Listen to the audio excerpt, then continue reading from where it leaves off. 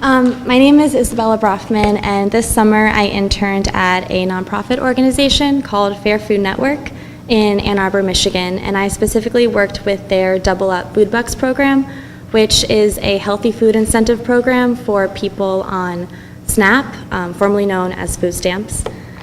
So the main issue that kind of served as a starting point for me was healthy food access among people, low-income people, specifically on SNAP. A lot of these people live in communities that face really high risks of obesity, diabetes, and other challenges that could be ameliorated with a healthy diet supplemented with fruits and vegetables. So unequal access to healthy food is a detriment to their health and quality of life.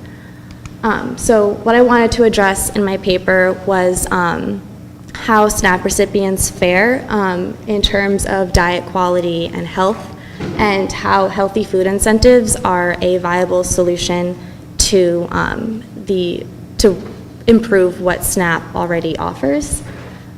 So for just a little bit of context, food stamps as we know it today began with the Food Stamps Act of 1964, and the goal of that was to improve people's diet and also strengthen the agricultural economy. And it's gone through many reauthorizations and is today known as SNAP, and is the largest federal food program. It is also joint legislation with the Farm Bill, and you can see that food and nutrition programs take up a majority of the Farm Bill budget allocation. So the government policy subsidizes commodity crops like wheat, soy, and corn, which are the dominant ingredients in processed food, which is why like unhealthy junk food is in such great abundance and is so cheap.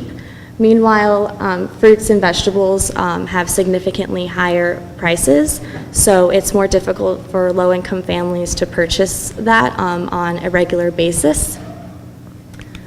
And one assignment that I had during my internship was to write a report on the food purchasing trends of SNAP recipients and non-SNAP recipients, and in doing so I came across two studies by the USDA, one that compared food expenditure patterns between SNAP and non-SNAP recipients, and then another one that examined the diet quality between SNAP and non-SNAP recipients. And one major finding in the food expenditure study was that there was no significant difference in the purchasing trends between SNAP and non-SNAP recipients.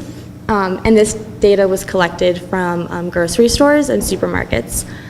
So at those places, SNAP and non-SNAP recipients are basically purchasing the same amounts of fruits and vegetables.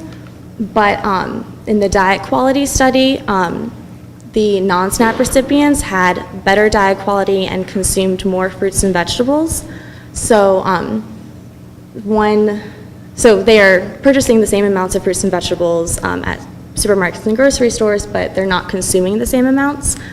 So one conclusion that I sort of drew from this discrepancy was that perhaps higher income people are purchasing their fruits and vegetables from other sources that are not supermarkets and grocery stores, like farmers markets, which are generally maybe more expensive, so low-income people are not going to those as much.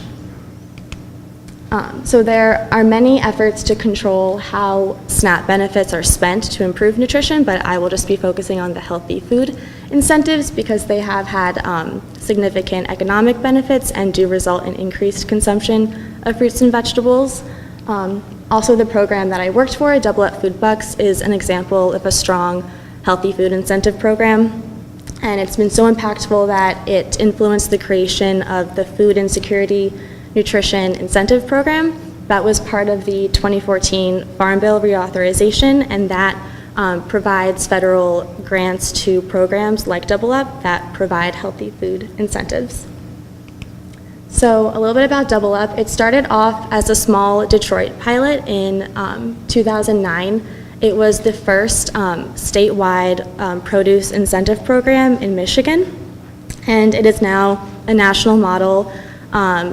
It has expanded into 22 states and is still growing. So basically how it works is that it doubles the value of SNAP dollars spent on fruits and vegetables at participating sites, which are mainly farmers markets and grocery stores. So if someone who is on SNAP goes into a participating site and they purchase $20 worth of fruits and vegetables with their SNAP EBT card, then Double Up matches that value, and they can use those free rewards to buy more fruits and vegetables. So they can spend $20, but they leave with $40 worth of produce. So while Double Up helps low-income families afford more fruits and vegetables, it also incentivizes them to purchase those fruits and vegetables at farmers markets, which thus supports local farmers. And Double Up being implemented in grocery stores incentivizes them to also contribute more of their food dollars into the local economy. So it has this three-pronged effect. And also, Double Up has a positive impact on people's health. One study conducted by an independent research group found that after participants used Double Up for 1 year, they increased their fruit and vegetable consumption. Double Up farmers markets participants increased their fruit and vegetable consumption by about 14%, and then Double Up grocery store participants increased their fruit and vegetable consumption by 27%. And then this is a picture that is from a focus group that I attended in Flint, Michigan, for Double Up users there, and I got to hear firsthand how them using the program has really allowed them to stretch their food dollars and purchase way more fruits and vegetables than they would have otherwise. Double Up also benefits local farmers. They experience an increase in revenue, an expansion and diversification of their customer base, and higher retention rates. And in grocery stores, they experience higher sales, especially produce sales. One grocery store even had to add an extra day of shipment for their produce because they had to meet such a high demand after implementing Double Up. So in conclusion, healthy food access is obviously very important for people's health, but it also contributes to strong local economies and vibrant neighborhoods. And it's important that healthy food incentive programs like Double Up expand and get support because they are building off what SNAP offers. And SNAP already increases the purchasing power of low-income people, but healthy food incentives are kind of redirecting that purchasing power towards to make a positive impact on people's health and the local community. So yeah, and thank you Dr. Roof for being my faculty mentor, and Cassie Price for being such a great guide and leader through all of this, and the CCE for providing this great opportunity. Thank you.